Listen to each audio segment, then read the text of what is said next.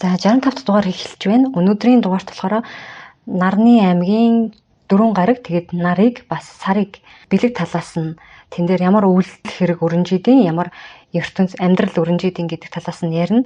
Тэгээ анхааруулхад манай энэ подкаст нь болохоор даалт ертөнцтэй холбоотой зэрэгэлдээ ертөнц, сүнс, онгод, зүүн бэлэгтэй хүмүүс гэх мэт энэ сэдвүүдээр яригддаг байгаа шүү. Тэгэхээр шинжлэх ухаанаас өөр батлагдаагүй, нотлогдоогүй зүйлд итгэдэг хүмүүс маань цаашаа сонсохгүй байхыг хүсье. Тэгээд өөрөөс тань өөр зүйл сонирхдаг хүмүүсийг хүндлээд үзэн ядахгүй байвал баярлах байна.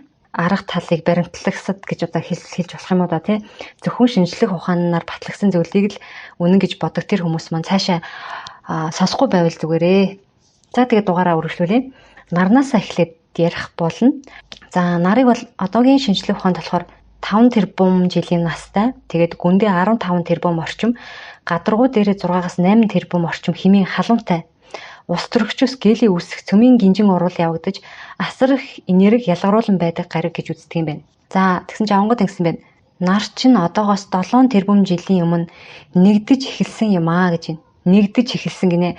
Гинт ингээл үүсчихэгүй юм байна л та. Тэгээд шинжлэх ухаанаар бол 5 тэрбум гэсэн байсан. Онгодод болохоор 7 тэрбум гэж байгаа юм. Тэгэхээр нэг 2 тэрбум жилийн зөрөөтөл юм байна те. Юунаас яаж нэгдсэн юм бол гэсэн чинь болор яаж нэгдэж дийлдэг вэ? Түнтэй л адил. Болор, гантэг, чулуунууд гээд бүхий л их эрчмүүд, бүхий л их зүйлсүүд нь нэгдэн бий болтгоо. Наран гариг чинь маш удаан жилийн төвхтэй юм шүү. Нар чинь үгүй бол төмөн олон их эрчим чинь үгүй дээ. Нарыг яг л энхэн нартын энхэн замбын хөрс шороотой чинь адилхан гэж сэтг. Хаана юу байдаг нь адилхан ч харин үйл хэрэг намдаа. Энэ хөрсдийн чин үүрэг төмөн олон үрсийг тэтгэж сав шим ертөнцтэй бүрэлдүүлж байх учигтай бол гэдэг маань энэ нөгөө дэлхийг хэлж байна те. Нар нь болохоор төмөн их эрчмийн чин урсгал, буман их эрчмийн чин нэгдэл юм. Наран дээр ирсэн төм бомон оддын туяагаар наран ээж энэ нартынхаа үлсийг эрчимжүүлж байдаг. Балчир өрс та нарт нарны сарны гээд бүхий л эрчмүүд ирж байж энэ нартад оршиж буй гэж байна. Нар бол нэг ёсны дамжуулагчийн үүрэг тэ эрчим энергийг бусад гариг эрхсүүдээс аваад хэрэгцээтэй газар нь хэрэгцээтэй зүйл рүү одоо жишээ нь дэлхий рүү ямар эрчим энерги тэ ямар хэмжээнд илгээхийн тэр нь ургамал амтан хүнд ямар хэрэгтэй байхын гэдгээс шалтгаалаад ингээд хүлээж авна бас тархана. Ер нь бол энэ галактикийн орчлон ертөнцийн бүх гариг эрхсүүд хоорондоо ямар нэгэн байдлаар уялдаа холбоотой ажилладаг болж тарж байгаа. Цаанаасаа өөрсдийн гэсэн тодорхой эрчимтэй, таталцлын, хүчтэй, гаргах энергитэй, үүрэг зориулттай байж бие биентэйгээ мөргөлдөхгүй, тодорхой зайтай, тодорхой хугацаантай, тодорхой градустай ингэж иргэдэг. Тэгээ энэ галактикийн яг манай нарны аймаг чинь галактикийнхаа энэ цахад байгаа юм байл шүү дээ. Энэ зурган дээр би оруулчих. Тэгэхээр ингэж нэг бүхэл бүтэн юм систем байгаа байхгүй тий. Томороо галактик маань одоо яг бидний бие махбод шиг. Бидний бие махбод чинь бас хоорондоо уялдаа холбоотой 4 их 80 дэлүү 44 их 80 дэлүү тийм хэмжээний эсүүдийн хамтын үйл ажиллагаа явагдчихиж ингэж амьдраад байгаа бид нар. Тэгээ зөвхөн биднэрт ингээд харагдах махан биенээс гадна сүнсэн бие, сэтгэл бие гих зүйлсүүд байж бие хүн гэж үзэгддэг байгаа. Тэгэхээр нүдэнд харагдахгүй бүр хоёрч бие бидэнд бас байгаа гэсэн үг давхар.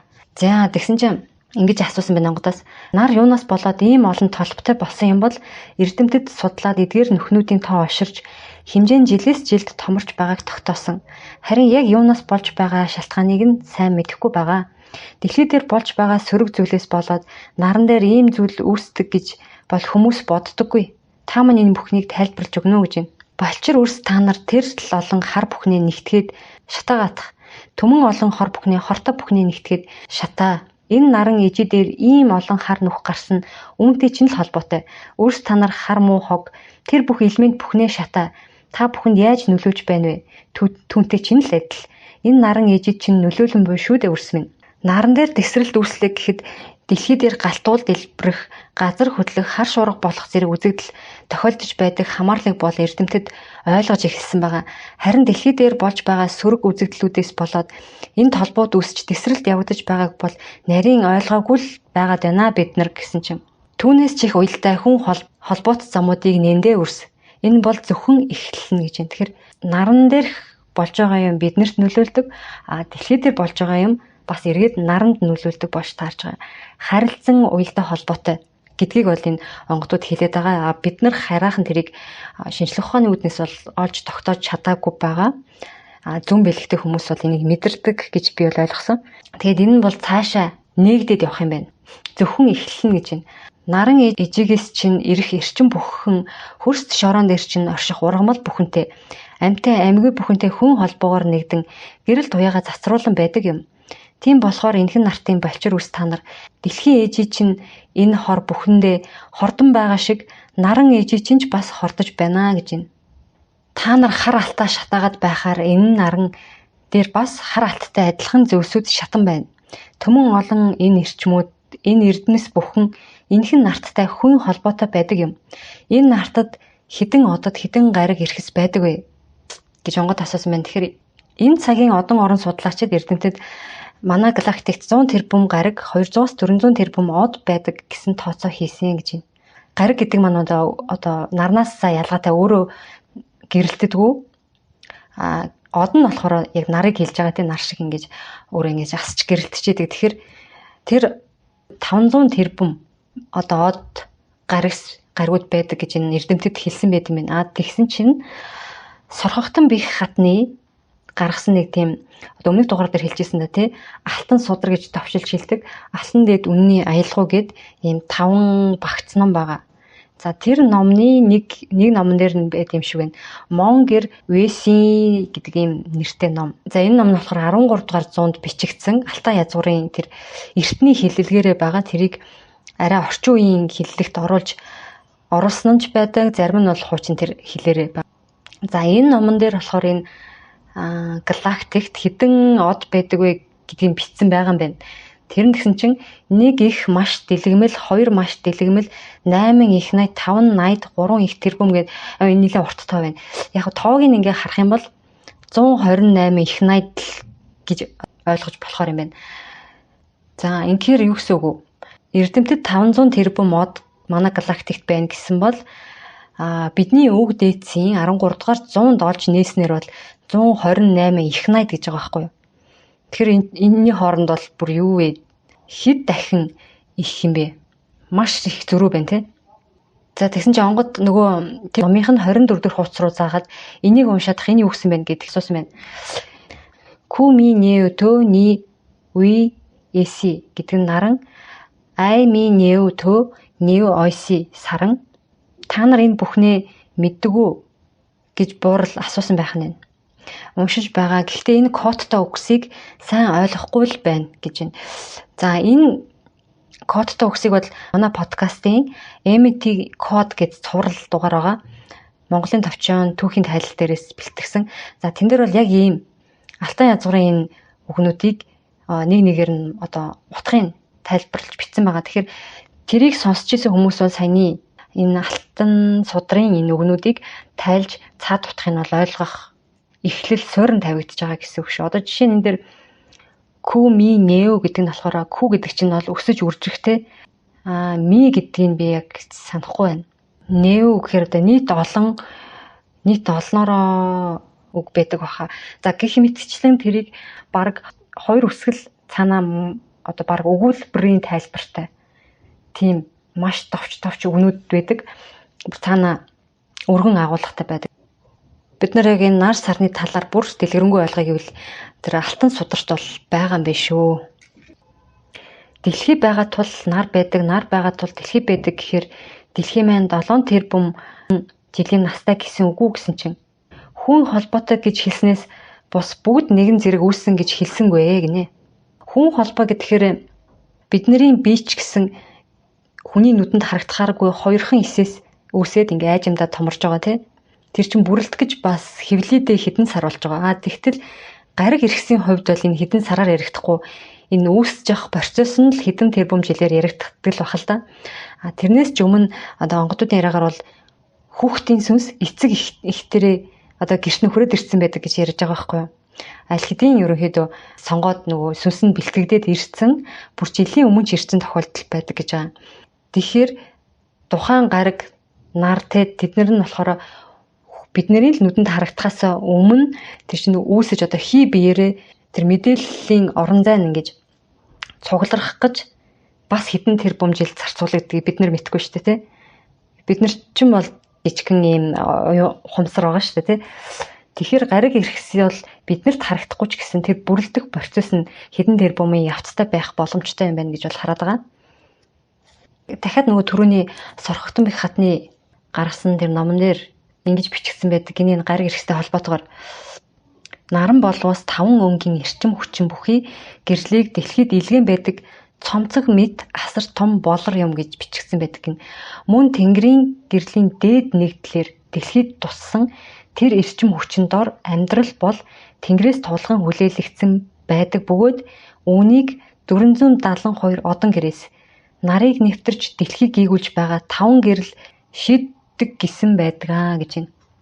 472 одон гэрээс одоо нарлуу тусаад нар дэлхий рүү тэр эрчим энергийг өгснөөр энэ дээр бол амьдрал үүсэж бий болж бид нэр одоо үүсэж бий болсон байдаг гэсэн үг юм байна. Энэ бол мөнх Тэнгэрийн тулган хүлээлгдсэн дор бидний амьдрал ингэж бий болсон байдгаа гэж би бол ингэж ойлголоо яг энэ хэсгийг бол. Тэгэхээр та бүхэн маань одоо дэлгэрүүлж уншигвэл мэдээж алтан дэд үнийн аялгауныхаа судруудыг аваад уншиж болно. Гэхдээ маш хүнд ойлгоход бол нэлээд хэцүү бичигдсэн байдаг. Онгод гэсэн чинь ингэж наран дээрх 5 их эрчим 5 их аялгау энхэн нартад буудаг юм. Наран ижи тэр 5 аялгаугаар буюу их эрчмээр дамжуулан төмөн олон үрсийг засаж тэтгэж амийг нь хамгаалдаг. Наран гариг дээр наран хөлөг дээр төмөн олон онгод сүнсээрээ оршиж нараа хамгаалж байна. Энэ наран дээр төмөн олон онгодууд өвгөд үлсээ бас хийж л суна. Наран гариг 4 хэсэгтээ хуваагддаг. Энэ нартын 7 тэвүүд шиг ариун их хар мууга дэсрэн байж үгүй болгож үлсээ бас хийж байна гэж байна. Наран дээр дэсрэлт босны дараа дэлхийд маш халуун өдрүүд болдог. Эсвэл ямар нэг байгалийн үзэгдлүүд болдгийг судлаачид ажилласан байна лээ. Гэсэн чинь онгод энэ бүхний зарим нь өөрөө өөрийнхөө хармууг замхруулан алга болгож, зарим нь нараа бүрэлдүүлж, зарим нь энхэн нартынхаа эрчим туяа бүхнийг засруулан байна. Ариун их хүчтэйгээр асар олон үлсийг хийдэг онгодууд нь энд оршиж байна. Балчир үрс та нарт ам байдаг шиг нарны халуун цөмд энэ голд нь нарны өндөр өвгдийн амин хадгалагдсан байдаг юм гинэ. Нар нэг жил 4-5 удаа, сар 2-3 удаа нийтдээ нар сарны хэртэлт нэг жил 7 орчим удаа болдог гэсэн. Нар хэртгэхээр монголчууд тогоо шангаа нүдэж бөө нар их хэц хингэргээ дэлддэг. Та үүнийг энэ цагийн хүмүүст бэлэг талаас нь сайн тайл ямар долгион эрчим бий болж яаж тэр хар эрчмийг задлж саармагжуулж байгааг хэлж өгөөрэй гэд.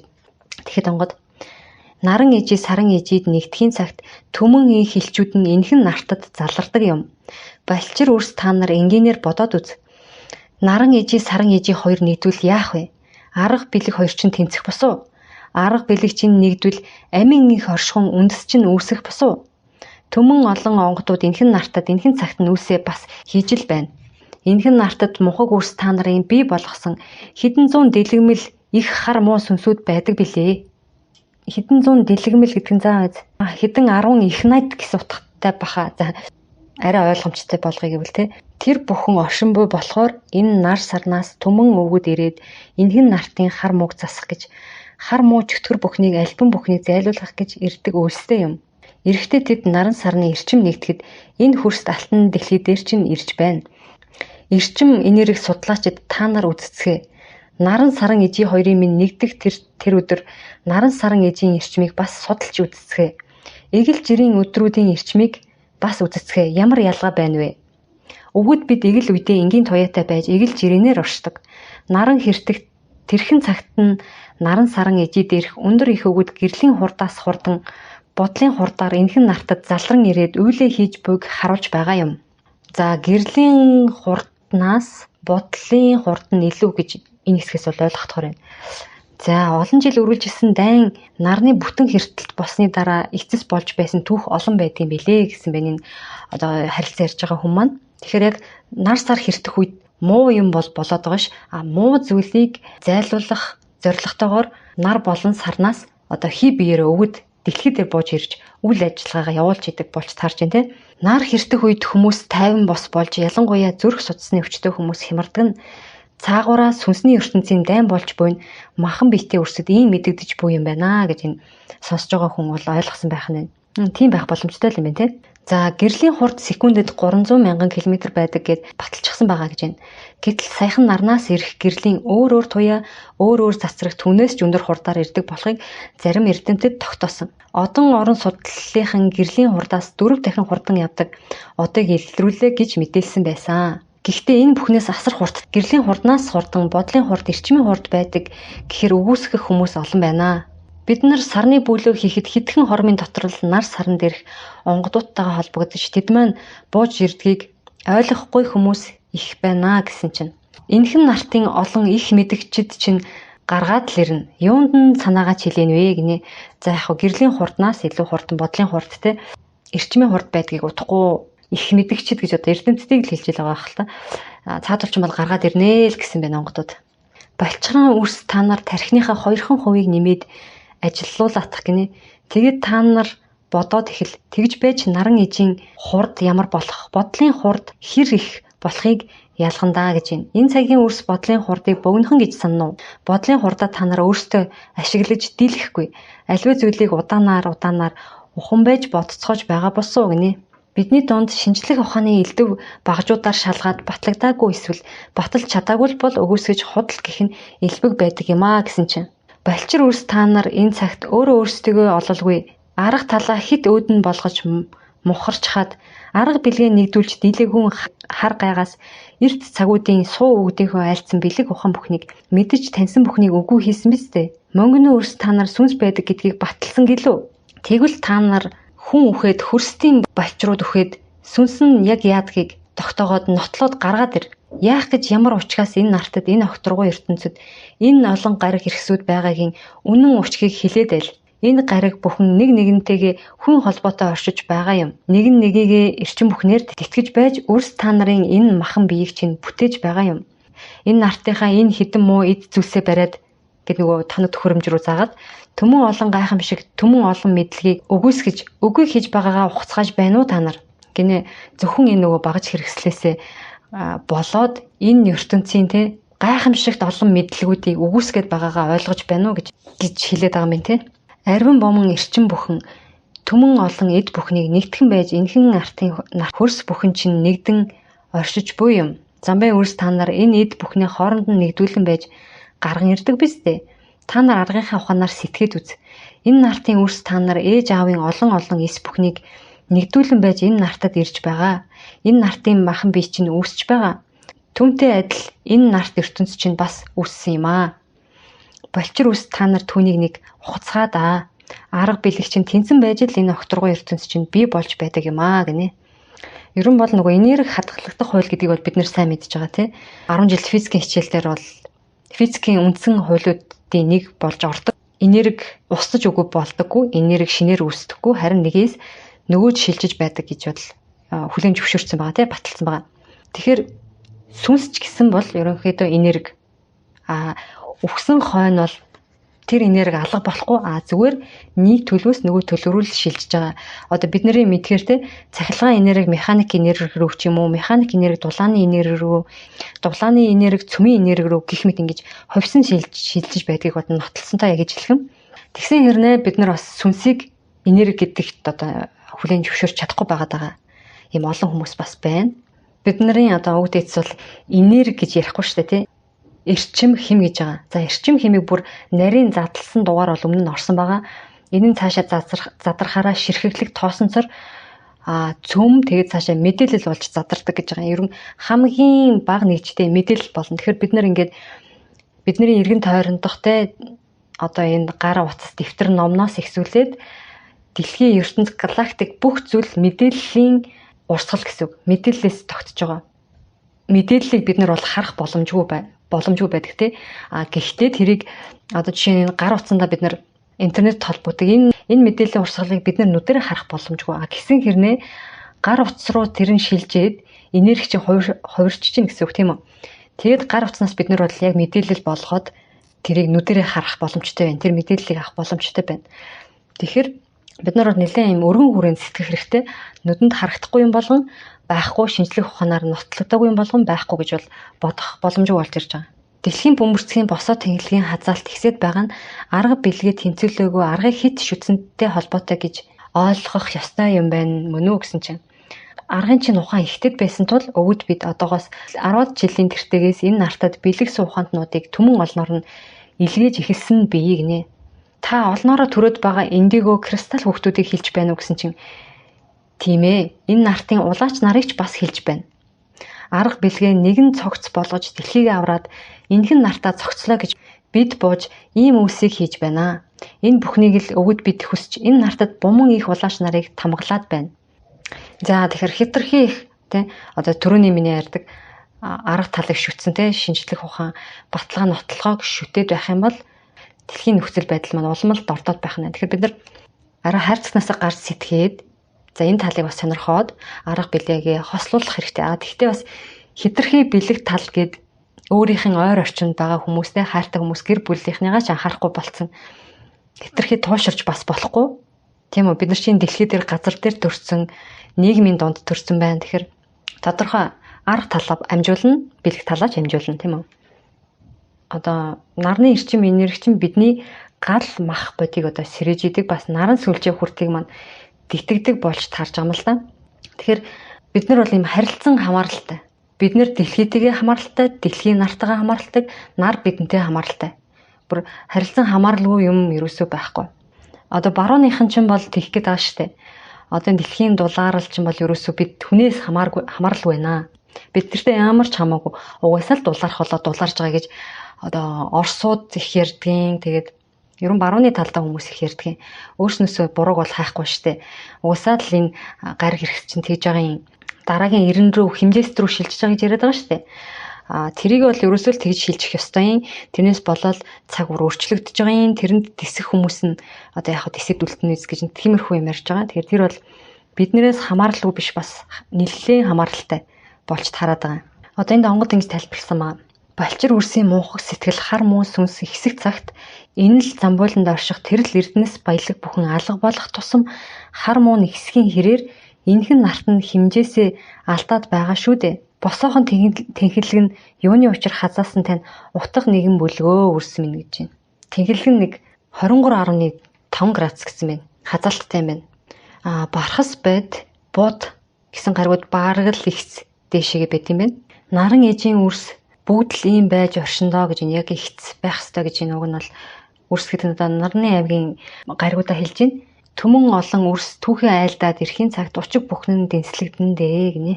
Яагаад гаргууд нарыг яг адилхан тэгш хэмтэй тойрдоггүй бага зэрэг нэг талдаа илүү дайлаатай буюу халивтай тойрдог юм бэ? Одоо зөв маягийн гэх юм уу? Алтан наран ээжид эрчим нь дутхад нь ойрхоноос нөхөх үйлсэн ч байна. Холхноос эрчмээ илгээх үеинч бас байдаг юм шүү гэж байна.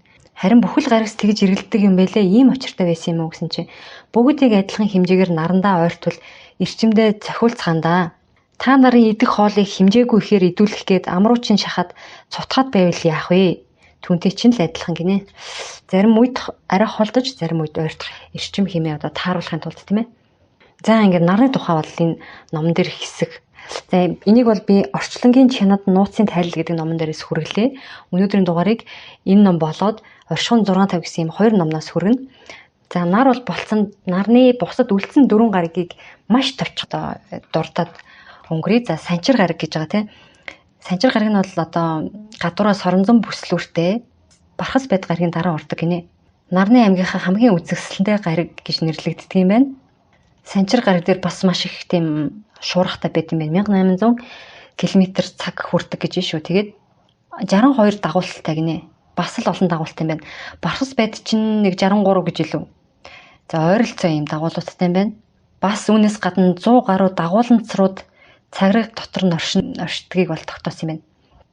За бэлэг талаасаа энд юу байдаг вэ гэхээр онгодуудын ярьж байгаагаар бол санчир гариг дээр олон янзын эрдэм ухаатын ориглууд бий гэж байна. Эрдэм ухаатын оригл нь оюуны 8 сан байна. Хөх тэнгэрийн амин чанаруудын ухаад бас бий. Энэ оршихуд бүрийн эрдэм мэдлгүүд бүгд энд бий гэж байна. Ямар эрдэм мэдлэг, ямар үс хаана өрнөж байна вэ гэдгийг бол энд хадгалах юм байна. За бархас сэд дээр бас мэдээллийн бааз байдаг гэж одоо бүхий л одоо болж буй үйл явдлуудыг процессуудыг тэнд хадгалдаг те. Тэгсэн чинь санжир гараг дээр бол бас л ялгаагүй мэдээлэл хадгалагдах боловч за энэ нь болохоор харьцангуй одоо бүтээлчтэй хийж бүтээгддэг тэр зүйлсийг одоо манайхаар бол шинжлэх ухаан тий эрдэм шинжилгээний ч юм уу бүтээлч үйлдвэрлэж гэх юм уу та ямар нэг юмыг бүтээж агаад одоо инновац шингэсэн ч гэх юм уу та тийм мэдээллүүдийг түлхүү хадгалдаг гэж ойлгохоор юм уу? Хүн төрөлхтний нээсэн шинжлэх ухааны ололтуудыг ч мөн хянаж нээлт хийх боломжийг олгож байдаг. Тийм одоо үйлс өрнөдөг гэж ойлгох юм байна. Сайн муутай аль альнийг хадгалдаг гэсэн чинь тэглгүй яах вэ? Хязгааргүй орон зай дотор хаана юу болж ямар зүйлш оршин тогтож хэрхэн эргэлдэж хэрхэн бүрэлдэн бий болж байгааг энэ гариг өөрөө хадгалж буй гинэ. Энд ямар амьдрал оршдог вэ? Сүнсний оршихуй байхгүй гэсэн үг үү гэсэн чинь юу гэсэн үг вэ? Сүнсний оршихуй байлгүй яах вэ? Ухаатуудыг тогтоон барьж, ухаат бүрийг цэгцэлж, гариг эрхэсдээр мөн гариг эрхэсдээс гадна болж байгаа бүхий л зүйлсийг хянаж, ямар мэдээлэл ирв хаана юу болов гэдгийг хянаж тогтоож байгаа өвөд бий шүү дээ гэж байна. За энэ гариг дээр те. Энд хаттууд бас суух уу гэсэн чинь хаттууд ч олон, хаадууд ч олон бий. Ухаатыг дамнуулж өрсөд хүргэж байгаа өвөд нь ч бий. Ухаан муутай өрс энэ их байгаа шүү дээ. Тэдний холбоос дундаа тасарчихсан гэсэн үг үү гэсэн чи одоо яг энэ санчир гаригтай те. Ер нь бид чинь бүх гариг те эрчим мэдээлэлээ солилцчихийдэг гэж байгаа тасралтгүй. Тэгэхээр энэ нь тасарсан гэсэн үг үү гэж асуусан чинь энэ л гаригийн эрчим дутуу байна гэж тунгаа гэж байна. Эрчим дутуу болохоор ухаан муутай байна гэсэн үг юм уу гэсэн чинь энэ гаригаас нарны аймгаас та бүхний махан бид ирж буй эрчмүүд бий шүү дээ. Энэ ирж байгаа эрчмүүдийг хүлээн авдаг холбоосууд бий. Тэдгээр холбоосууд нь цаацсан байна өөр. Шин мэдлгүүд энэ гаригаас эрчим мэдэл болж ирдэг үү гэсэн чинь тэглгүй яах вэ? Тэр бүхнийг энэ гариг эрчмээрээ дамнуулж байдгаа гинэ. Тэгвэл би энэ гаригтай сайн холбоотой байвал ухаантай болчих нэ. Бүр гэгэрч хийж магадгүй юм байна гэсэн чинь хоосонгүй л бахтаа үргэнэ. Дахиад нэг юм асуучгүй бурлаа. Энэ гаригийн эрчмийг бидээ сайн суулгахын тулд бид ямар үйл хийх ёстой вэ? Бидний хөглөх тодорхой дасгал сургуулалт байх уу гэсэн чинь үйл хийлээгээд үрс та бүхний ухаан дэлгэрэх үү? Үйл хөдлөлт дасгал хийлээгээд үрс та бүхний оюун тэлэгдэж тархины бүх эд эсүүдийг ашиглаж дийлэх үү? Үрс та бүхэн энэ гаригаас эрчмийг сайн хүлээж авахын тулд хамгийн түрүүнд эрчмийнхээ төвшөнд холбогдох хэрэгтэй. Түүний дараа таньж мэдхийг хүссэн зүйлсээ судалж хөөж таньж мэд. Оюун бодол, оюун санаагаараа холбогдох хэрэгтэй. Мөн үрс та бүхэн энэ тархиа ажилуулж сурах хэрэгтэй. Тархиа ажилуулна хэмээхийн ард тунж олон үйлс бий дээ гэд. Одоо дэлгэрүүлж яриаггүй номон дээр ингэж орчихсон байна. За дараагийнх нь болохоор Дэлхий ван гэдэг гариг. Дэлхий ван, Далаа ван, Тэнгэрийн ван гэсэн ийм гурван гариг байгаа даа шүү дээ. Вантай ийм гурван гариг. За тэрний Дэлхий ван нь болохоор за ерөнхийдөө энэ гурван гариг нь бэлэг талаасаа ямар үйл ажиллагаа явуулж ийн вэ гэхээр устай холбоотой. Усны гурван төлөвт холбоотой тэр үйл ажиллагааг явуулдаг болж таарж байгаа. За эхний Дэлхий ван нь болохоор усны хүлцсэн хэлбэр болох цас мөстэй холбоотой. За ингэсэн байна. Энэ гариг дээр нь цас мөсний эзэд оршин тогтноно. Цас мөсний эзэд өөрсдийн гэсэн орон зайтай, суух судалтай, бүрэлдэн тогтох газар нутагтай. Цас мөсний эзэд мөсний онгодууд хөрс талтан дэлхийгээ бусад олон гариг хэрэгсүүдийг бүгдийг нь шатаалгаад үнс болгуулчихгүй. Окторгуу дээр байгаа од мичтэй хүртэл хайлуулад устгуулчихгүй тогтоон барьж байна. Дэлхийн ээж дээр нь байгаа хурмас тэнгэр, далаа тэнгис, олон мөрөн, гол мөрөн, рашаан болаглуус тэмийн оршууд, үүсийн орой дээр байх ориглууд, хойд өмнөд мөсөн оршуудын амин чанар их үүсвэр, үүсэл гарвал бүгд энд бий. Дэлхийн ээжийн хүүтэн давхаргуудыг тогтоон барих эрчим хэмээг энэ гаригаас тэтгдэг юм аа. Нартай ойрхон байх энэ гариг эрхсүүд яагаад шатаад сарнад алга болчихгүй байна вэ? Энэ бүхэн гариг эрхсүүдийн эрчмийн сүлэлдгээ дунд оршин тогтоод байна гэж байна. Тэгэхээр энэ Дэлхий ван нь бол яг энэ гариг эрхсийн хэмийн зохицуулалт хэд халалтыг сар мөжүүлдэг гэх юм уу? За ийм үйлсийг хийдэг л ойлгочих болохоор юм шиг санагдаж байна. За Далаа ван нь болохоор усны шингэн төлөвт буюу устай холбоотой үйл ажиллагааг явуулдаг байх нь. Тэнгэрийн ван нь болохоор усны уурших хэлбэр буюу хурамстай холбоотой үйл ажиллагааг явуулдаг хий дүрээрээ байдаг юм оршихуунууд энд үйл ажиллагаа явуулж идэг гэж ойлгохоор байгаа. Одоо энэ Далаа ван, Тэнгэрийн ван гэдэг гаригуудыг болохоор мөсөн гаригууд гэж ангилдаг юм байна. Шинжлэх ухааны талаас маш их юм одоо нарнаас маш хол байдаг учраас Тэнгэрийн ван гэсэн чинь агарын хэм нь хасах 218 градус гэж байна. Цөмийн дулаан нь бол бусад гаригуудтай 7273 К гэдэг чинь Кальвин гэдэг лүү те. За ийм цөм нь бол гадуура ийм нарнаас одоо ашиглагдсан учраас мөстэй байдаг. За ингээд нарны бусад гаригуд дуусчлаа. Одоо бидний өдөр болгон харж болдог гариг болох сарныхаа талаар товчхон энэ номон дээр бэлэг талаасаа юу гэсэн байна?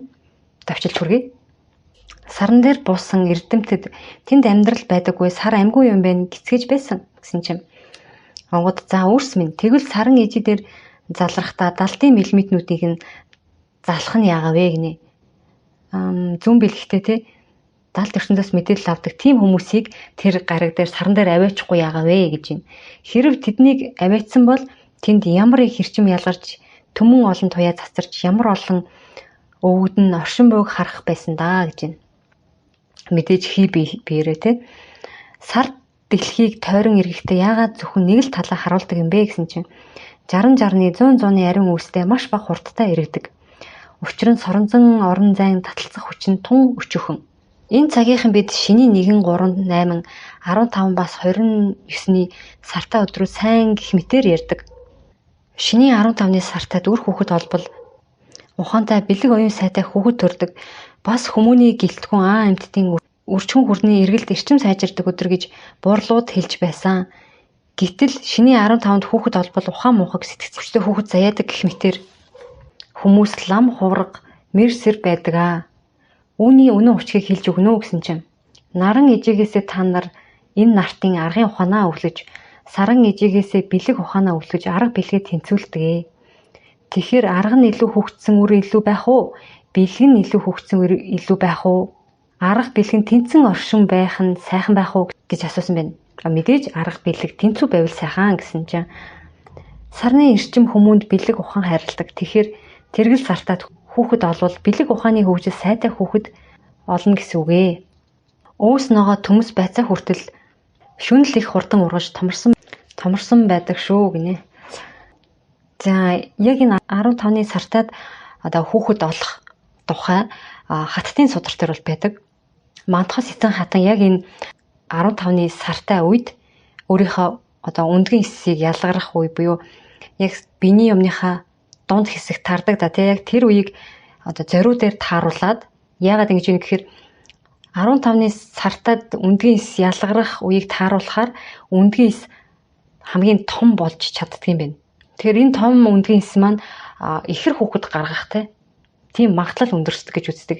Тэгээд энэ аргыг ашиглаад мантахаас эцэн хатан бол ихэр хүүхэд одоо кинон дээр бол нэг л удаа ихэр хүүхэд төрүүлдэг бол яг амьдрал дээр бол баг хэдэн удаа гэж байд. Нэлээд олон удаа юм билээ. Яг л нөгөө 15-ны сартаа үе дээр таарад байдаг болцсон. Тэгэнгүүт цаанаасаа 2 ихэр хүүхэд төрүүлээд идэг болцсон гэж байгаа. Эхний үед бол энийг тааруулах гэж бас нэлээд юм болсон гэж бичсэн байсан. Тэгэхээр бол 15-ны сартай үед хүүхэд болох нь муу гэдэг үг бол миний бодлоор харьцангуй хожим үссэн буюу одоо баг манжийн үед үеэс л үссэн баг. Шарын шашин орж ирсэн үү те. Тэр үеэс бидний одоо энэ бэлэг тал нь хөгжсөн тий арга бэлгийн тэнцүү тэр хүүхдийг төрүүлэх тэр ухааныг мэдээд тэрнийх нь эсрэг гаргасан одоо ам дамжсан тий цуу яриа гэж би бол хувьдаа бол ойлгож байгаа. Саран дээр хас тэмдэг арга бэлгийн тэмдэг энэ тэнд дүрслэгдсэн байдаг гэсэн. Бас саран дээрээс сахиусан тэнгэрийн дүртэй чулуу олж дэлхийд авчирсан. Энэ бүхнээс хүмүүс саран дээр урд өмнө амьдрал байжээ гэсэн хийгээд байгаа. Энэ сахиусан тэнгэрийн дүрсийг шинжилж үзэхэд 200 мянган жилийн настай гэж тогтоосон. Сар судлалынхан саран дээр амьдрал байсныг нотлох баримтуудыг их илрүүлж байна. Сарны өвгөд нь нүүлээ хийж л оршин шүү дээ. Сүнсний амин холбоол оршдог юм шүү гэж байна. Гариг ирэхээс од мечид бүхэнд түмэн олон өвгөд нь оршиж л байна. Сарны мөчлөг далаа тэнгистэй ямар холбоотой вэ гэсэн чинь тэргэл саранд ариун их илч туяа эрчим хайр бүхэн шингээстэй байдаг. Далаа тэнгис гол мөрөн рашаан булагт энэ бүгдийг бас илгээж байдаг юм. Амийн их үсийг хийлгэх гэж ариун их эрчмээрээ үрсээ дэмэндэг дээ. Хүний биеийн үндсэн 7 хүрдэн дээр тайлбарлаж болох уу? Жишээ нь өрчгөн хүрдэнд тэргэл сарны эрчим яаж нөлөөлдөг вэ? Эмэгтэй хүний сарны мөчлөгтэй ямар холбоотой вэ гэх мэтэр гэж асуусан чинь та бүхэнтэй холбоотой байлгүй яах вэ? Зөвхөн далаа тэнгист амин эрчмээ түгээ зогсохгүй. Үрстэй бас хайраа түгэн шүү дээ. Тэр л их хайраар нь үрс та нар үр удмаа үлдээж өнөр олуулаа болж байдаг шүү дээ. Нарны аймагт орших энэ соронзон сарнилын бүсийн тухай хэлж өгнө үү гэсэн чинь ариун хэрчим хуйлран оршиж энэ дэлхийн ээжигээ хамгаалan байгаа шүү дээ. Сансар судлаачид үүнийг сүнсэн гаригийн үлдэгдэл бутарсан хэсгүүд гэж тайлбарладаг юм гэсэн чинь үрс сан тугай өчнөө олон эр бэлгийн хэсгүүдээс ганцхан нь үр тогтоодог шиг үй төмөн гаригудаас өөр олон гариг ертөнцүүд нь өнөр олон үрсийг оршоох чадaltaй хөрстүүд нь буй болдог юм шүү гинэ. Саран ээжийн нөлөөгөөр бидний мэдэхгүй байгалийн ямар үзэгдлүүд дэлхий дээр болдог вэ гэсэн чинь саран ээжийн өөрөөсөө ариун их эрчим ялгаруулан энэ нартад илгээн байдаг билээ. Ирсэн тэр сайхан эрчим бүхнийг балчир өрс бохирдуулаад бүүн бөөнөр нь саармаг болгон саран ээжидээ буцаагаад байхаар саран ээжийн хүчтэй эрчмүүдийн илгээн тогширч бас хаяа хатуу эрчмүүдийн илгээн уйлахын учир энэхэн нартад тэр бүх гамшиг хэмээх зөвлөд нь дэгдээд байна шүү дээ. Газар хөдлөлт байгалийн гамшигуд сартай ямар холбоотой вэ? Энэ бүхэнд нар нь их нөлөөлдөг үү эсвэл сар нь илүүтэй нөлөөлөх үү гэсэн чинь арга бэлэг хоёулаа л нөлөөлнө. Зарим үйлэнд нь нар илүү нөлөөлдөг байхад заримд нь сар илүү нөлөөлнө гэж байна. Одон орныхан сүүлийн үед сарыг дэлхийгээс холдоод байгааг тогтоосон байна лээ. Яагаад холдоод байгаа учрыг нь нарийн сайн тайлж чадахгүй янз бүрийн таамаг дэвшүүлж байгаа гэсэн чинь саран ээжид өөрт нь татах хүч оршин байгаа. Саран ээжи өөрөө хар муугийн эсрэг бат зогсдог юм. Саран ээжийн татах хүч нь хүүхд тэнгэрээсээ заягдсан байдаг.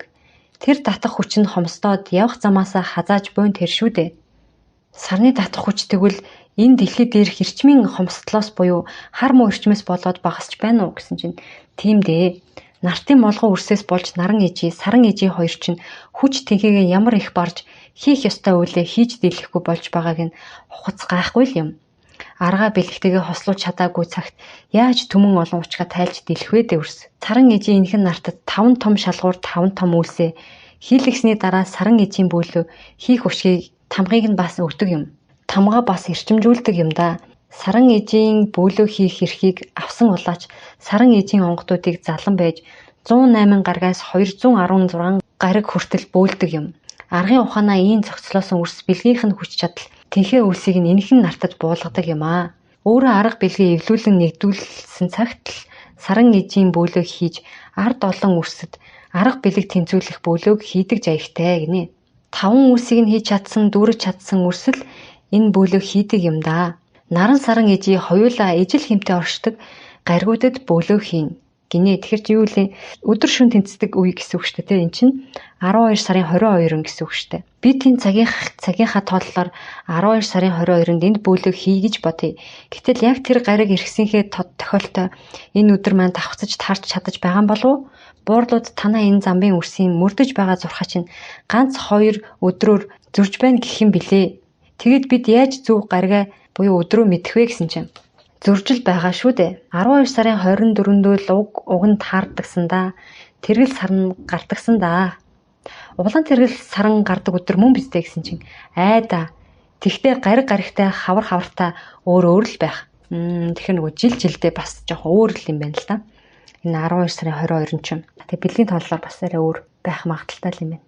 Та саран ээжийг татах хүчтэй гэж хэлсэн. Гэтэл саран дээр соронзон орон бараг байдаггүй гэдэг. Тэгэхээр тэр их татах хүч юунаас гарах вэ гэсэн чинь дэлхийгээс бас бусад гаригудаас гардаг юм. Эрчим их үүсгэр бүхнийг наран ээжи хайрлаж харин айлтсан тэр татах хүчийг саран ээжи хайрладаг. Тэгэхээр бусад гаригудаас бас өөр үйлс нь ирж байж энэхэн нартын ил дэлхий чинь оршин буй юм аа. Саран ээжи маань биднийг шөндөө хамгаалж байдаг гэдэг. Гэтэл яагаад үүрээр энэ янгийн цагаар хар сүнснүүд гүйдэл ихсдэг юм бэ гинэ. За энэ чинь 4 цагийн орчмыг хэлээд идэг баха. Яг сарны гэрэл арай бүдгэрсэн нарны туяа дүнгэж тусч байгаа тэрийг хариу бүрэ гэдэг лөө. Тэрийг хэлж байгаа гэж би бол ойлгодог. Энэ цаг мөчлөг дээр хар сүнсүүд нэг нэгээрээ хүчээ авдаг юм. Би 3 мөчлөг бий гэж хэлснийг санаж байна уу? Нэгээх нь тэр юм. Тэр бүхий л хар дайн бүхэн болж хар сүнснүүд дайндаа орж байдаг юм. Хар сүнснүүд хар их дайндаа орох гээд энэхэн хөрстэй улам ихээр эзлэн гээд хүчээ авч байдаг юм аа. Хар муу бүхэн тийшгнээ орж дайрлага бүхэн тэр цаг мөчлөгт ихсдэг юм аа. Тийм болохоор л өвчтөй байгаа хүмүүс үүрээр маш их хямарч өвчин нь хүндэрч эсвэл нас бараад байдгийн үүнтэй холбоотой юм байна. Биеийн хүнд байгаа хүний хажууд тэр цагуудад нь бөөлөд байхаар би энэ муудахгүй харин ч гайгүй болоод тэхрээд ирдэг юм билээ гэд энэ улаач юм байна л да ярьсан байна. Энэ нартын улаач үрс яг тэрхэн үед бөөлдөг учир нь эн чинь шүү дээ. Хариу бүрийд нь бөөлөхийн учир нь бас тэр дээ. Хар муутаанд байлдаж байж хүчээ авдаг онгодууд нь шүү дээ. За миний мэдхийн бас хоёр ч хүн яг энэ цагаар онгод тэнгэртэйгээ харьцдаг яг 4 цагт. Тэгэхээр илүү нөгөө хүчтэй мэдрэгддэг гэж байгаа байхгүй юу? За тэгээд сарны тухай байсан хэсэг нь ингээд өндөрлж байна. Би бол нэлээд бас товчилж байгаа. За гол гэсэн юмнуудын түгээл та нарт ярьж өгч байгаа шүү.